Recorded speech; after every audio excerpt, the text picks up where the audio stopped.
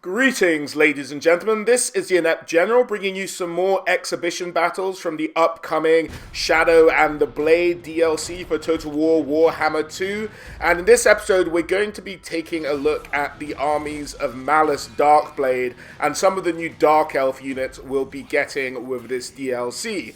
So let's launch into the first battle, shall we, where he is facing his demons and going up against the armies of Chaos.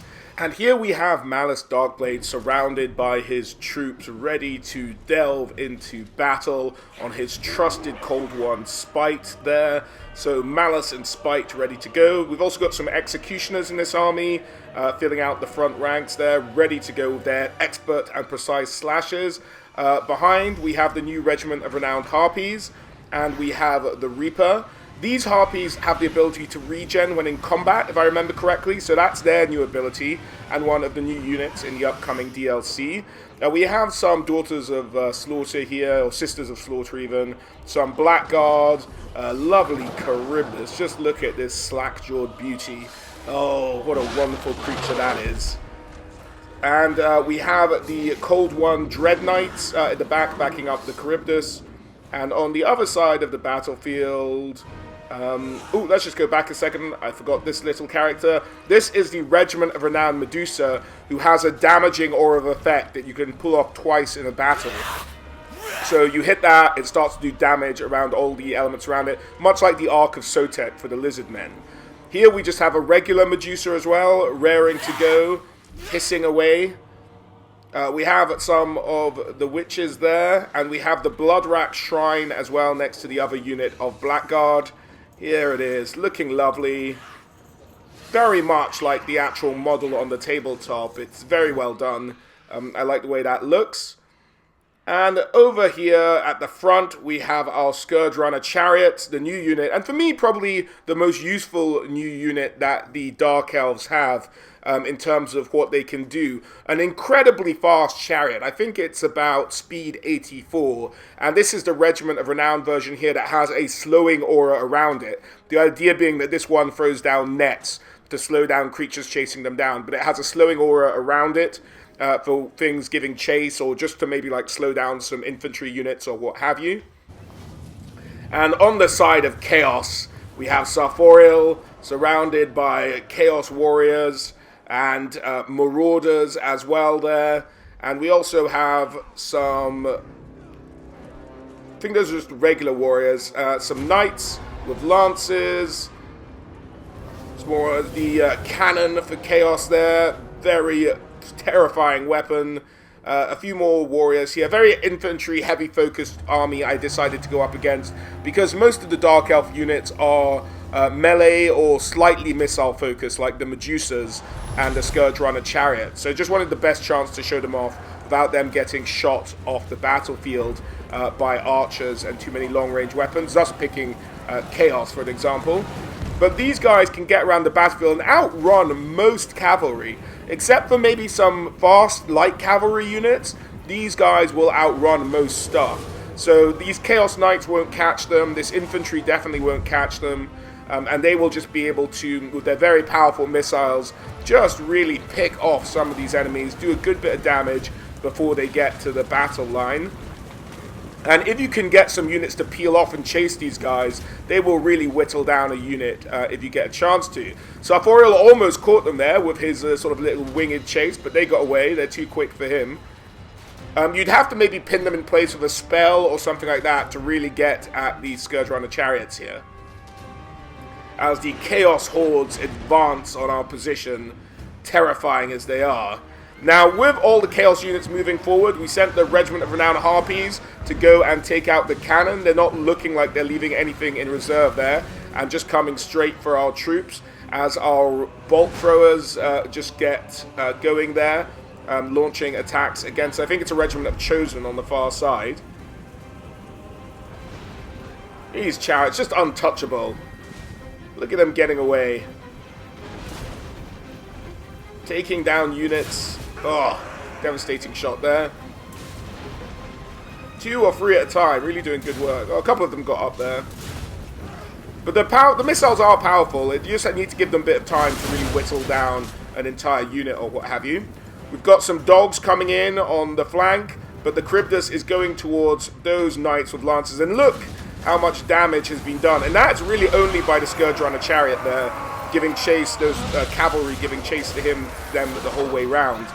So really doing a lot of work by the time even the Charybdis gets in there. The other unit of Chaos Knights has come across our entire battlefield, and they start getting sniped by the Scourge Runner chariot, Regiment of Renown. Here we see the Medusa's missiles, sort of little puffs of magic missile doing magical damage as they hit. And here comes Malus, going up against a demon, with a demon inside himself as well. Oh, you big bird, you. And this is us launching his abilities. Now, his abilities when he's just Malus and not as anything else, or as the demon inside him, as he does have a transform ability, is that he can sort of do a lot of more damage, a lot more armor piercing, and so those are abilities he can trigger. Now, when you transform into his demon form with the white hair, which happens a little bit later in this battle, as you'll see, he does have different abilities that trigger. And just raining down some arrows there as the Executioners and the Medusa do their job. And that was really her just coming in and triggering her ability, causing all of those guys to run away. And that's causing a bit of a mass rout. These guys aren't routing, but they're kind of doing a retreat charge maneuver with infantry, which seems a little bit unwise, but that's what they're going for, as the Medusa and the Bloodrack Shrine start to give chase, and are pretty good in melee as well. Never really had any problems with these guys on the battlefield, the Medusas. Can really kind of hold their own. Keep an eye out, though, just in case you do leave them a bit too isolated. There's Sartorial raining down magic on our troops in the background. As our Medusa retires, a lot of these other units break, just due to all of the negative auras, as Malus, now in his transformed version with his white hair, starts to take on Sartorial. Look at him go. Spite getting in on the action. Coming down, another charge. As the big bird with his disgusting tentacle staff starts to do some damage. Gets knocked down. Now, this fight is a bit weird in terms of their physics, so they're kind of bashing each other about a bit in ways that don't seem to make too much sense, but it still looks alright. As you see there, just getting pushed around on Spite rather than being knocked over just due to their equivalent masses. And there falls the greater demon of chaos. And there is a transformed Malus triumphant. Let's have a look at the battle results screen here then, shall we? Malus himself not doing a lot of damage due to him being in that one-on-one fight most of the time. The Executioner's doing well. The Medusa's putting up a decent numbers there, as you can see. And the Chariot's getting a good number of kills. The 80 from the regular Chariot was, I think, more them chasing down units towards the end of that fight, rather than anything else, but the 48 from the Regiment of Renown one really getting a lot of kills there for something that didn't really get involved in any kind of melee fighting at all. So, good to see the new units from the Dark Elves there. Let's have a look at another battle, this time featuring the High Elves. Here we are on Glacial Lake, facing down the forces of Tyrion, the Filthy Azure. And we have, again, pretty much the same army, actually. I think it's exactly the same army, because we're just trying to show off some of these new units, like the Scourge Runner, the Medusas, and Malus himself, of course. Again, on Spite there, roaring away. We've got the Medusa here, again, the Executioners, the Regiment of Renowned Medusa, the Charybdis, again, slack-jawed, the Cavalry, and the Black Guard over here. So we get a good idea, the Bolt Thrower, the Reaper Bolt Thrower, the Witches, Bloodrack Shrine. Again, looking lovely. The only complaint I have about perhaps the new models is the Medusa, but here we have Tyrion and the Bolt Throwers. And again, a lot of White Lions, some Silver Helms here, some Phoenix Guard, some Dragon Riders, a couple of Chariots again, and a Sun Dragon on the High Elf side. Again, we are haranguing and harassing with our Chariots, and we're just sending the Harpies out of the line of fire of their Bolt Thrower to get in behind, cause a bit of chaos perhaps, as the High Elves start to scramble to readjust their lines. Not chasing us down yet, as the chariots are firing away into them, doing some damage already there into the dragon riders. The dragon itself was coming for them, but we have Tyrion chasing down our Scourge Runner chariot here. There he is, just thinking about it, and here he goes. Right, I'm going to get these guys. There's his poor horse.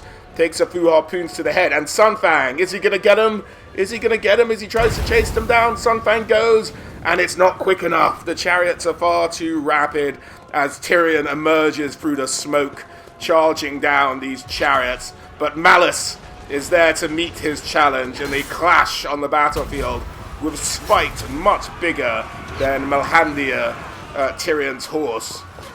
Again, backed up by some silver helms, old Tyrion is, but we've got our own cavalry, the Cold One Knights, coming in with their anti-large, doing some good work against those silly elves with their silly horses, or the silly Azura, as I should say. And on this side, we've got the Charybdis taking down the Dragon Knights, and the dragon itself even comes down here, but facing down against a lot of anti-large there, and Malus and Tyrion themselves battling under the wings of the dragon. The Medusa is getting some missile hits in there on some of the incoming units. There we go, as that poor beggar goes flying. The chariot again firing into the flanks there. And let's get everyone involved in some melee, shall we? The pot throw is doing some very close range damage there as they're firing straight into the crowd.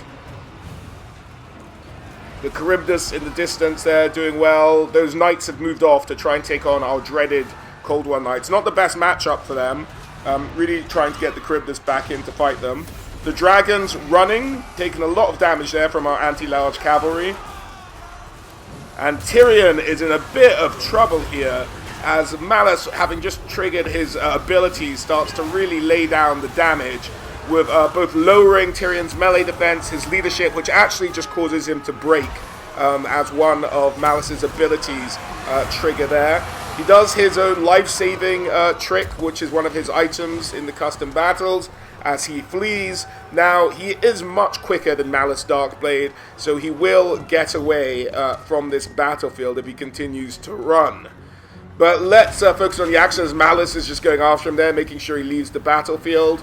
A few of the Elven units have broken, but a number of them are sticking around. The Phoenix Guard don't give up easily, and it would be a bad idea to throw our Medusas in there. They'd start to take a lot of damage against that anti-large.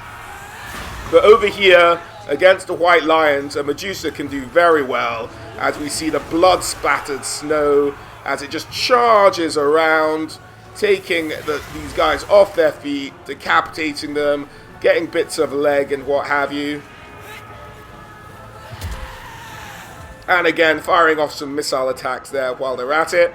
Our Harpies have come in just to harangue this dragon off the battlefield, and it breaks. And with the loss of that dragon, a lot of other stuff breaks as well, with no general on the battlefield as we start to charge down. And we just see Malus returning from chasing away Tyrion, and he is just going to kill as many of these filthy high elves as he can get his hands on.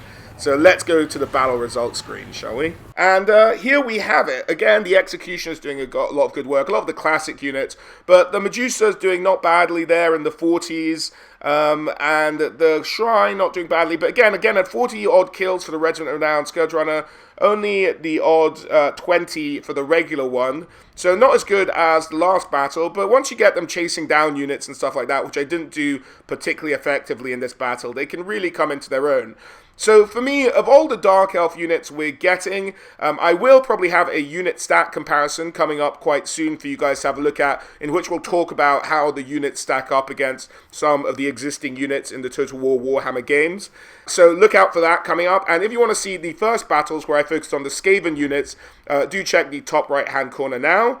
But that's about it, guys. I hope you enjoyed that look at some of the animation and how they get around the battlefield of the new Dark Elf units. But as always, guys, a huge thank you for watching, and I hope to catch you all on the next one. Alright, guys? Bye.